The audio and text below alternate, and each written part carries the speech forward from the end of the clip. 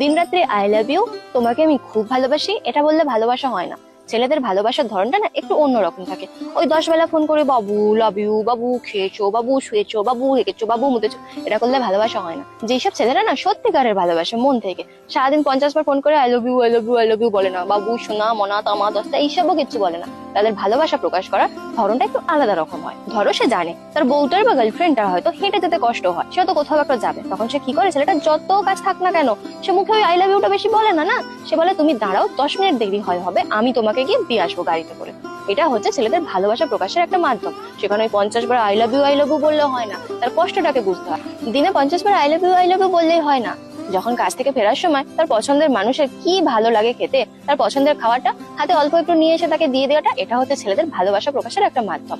ওই সারাদিন বাবু খেয়েছো, বাবু শুয়েছো, আর এপাশে শুকনো কথায় ছিঁড়ে ফেঁচানো একটা ব্যাপার থাকে না, সেগুলো আসল ভালোবাসার মধ্যে পড়ে না। যে ছেলেটা তোমাকে আসল ভালো